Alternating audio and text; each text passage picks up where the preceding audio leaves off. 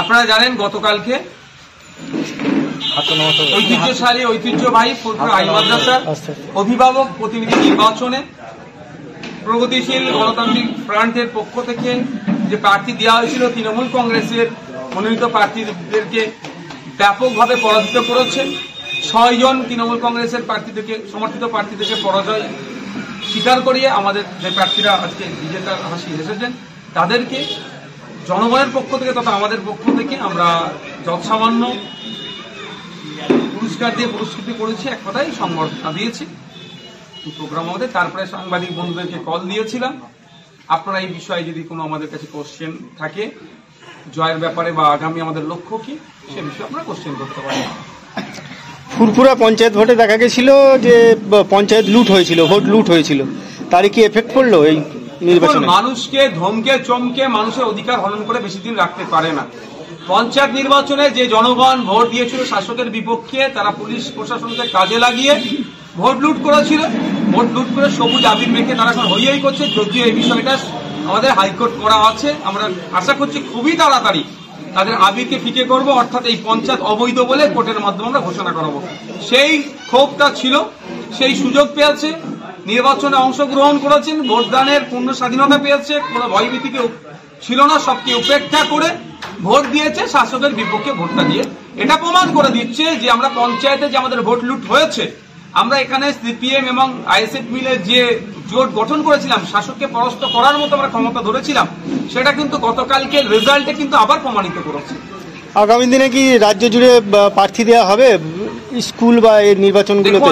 আমরা যেখানেই নির্বাচন হবে আমাদের শক্তি মতো আমরা সেখানেই এগিয়ে যাব এবং মানুষের কাছে যাব। মানুষকে সব উৎসবে, সব পার্বণে, সবার মনে, সবার প্রাণে Chowdhury gold and diamond, Uttarpara থানার বিপরীতে। করবো মানুষ যদি আমাদেরকে ভোট দেয় আমরা জিতব।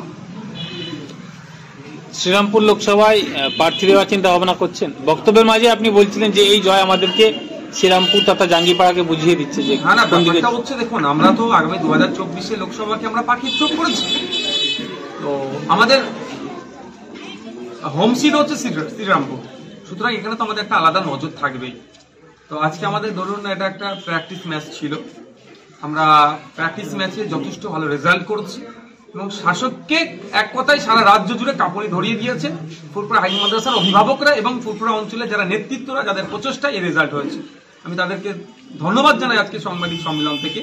সত্যিকার এদের সকাল থেকে উঠে রাত পর্যন্ত যেভাবে টানা 1 মাস এরা মেহনত করছে, মানুষের কাছে গিয়েছে, অভিভাবকদেরকে বুঝাতে পেরেছে, বোঝানোর ফলে আজকে আমরা হাতে নাতে পাচ্ছি যে দুর্নীতিমুক্ত এবং স্বচ্ছভাবে শিক্ষা প্রতিষ্ঠান পরিচালনার দায়িত্ব তুলে নেওয়ার কথা যে বলেছে, মানুষ সাড়া দিয়েছে। একইভাবে আমরা মানুষের দ্বারে দ্বারে গিয়ে আগামী 2024 বলবো, আশা করবো মানুষ কিন্তু রাইট আমাদের পক্ষেই দেবে। কালকে যেভাবে ডায়মন্ড হারবারে যে শোনা যাচ্ছে নওশাদ সিদ্দিকী ওখানে প্রার্থী হচ্ছে, অবশ্যই আমি তো আগেই জানিয়ে দিয়েছি আমার ইচ্ছে আছে, এবার পার্টির অনুমোদনের অপেক্ষায়। আমি মানুষের রায় নিয়ে, মানুষের দোয়া আশীর্বাদ নিয়ে ডায়মন্ড হারবার লোকসভাতে কন্টেস্ট করবো। ডায়মন্ড হারবার মানুষের যে পরাধীনতার শিকলে আছে, বলার স্বাধীনতাটুকু পর্যন্ত ওখানকার মানুষের ঠিকঠাক নয়, সেটাকে ফিরিয়ে আনার জন্য আমি আমার সর্বোচ্চ দিয়ে লড়াই করব। আশা করছি ডায়মন্ড হারবার মানুষ সংখ্যাগরিষ্ঠ ভোট আমার কাছে আসবে, আমাকে জিতিয়ে পার্লামেন্টে পাঠাবে এবং মমতা ব্যানার্জির ভাইপো তথা বর্তমান এমপি অভিষেক ব্যানার্জি মহাশয়কে পরাজিত প্রাক্তন এমপি করে কালীঘাটে পাঠাবে।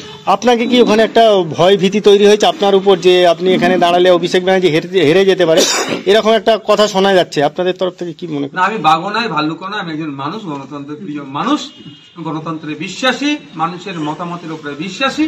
সুতরাং এখানে দেওয়ারও কোনো ভয় নেই, আছড়ে দেওয়ারও কোনো ভয় নেই। কেউ যদি ভয় পেয়ে থাকে আলাদা জিনিস।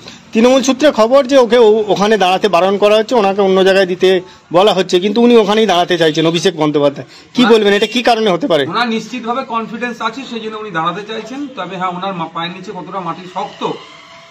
মা শারদা হাসপাতাল হুগলি জেলার অন্যতম সেরা হাসপাতাল। এখানে সুলভে ডায়ালিসিস, এক্স-রে, প্যাথোলজি, সমস্ত রকম রক্ত পরীক্ষা, ইউএসজি, সিটি স্ক্যান করা হয়।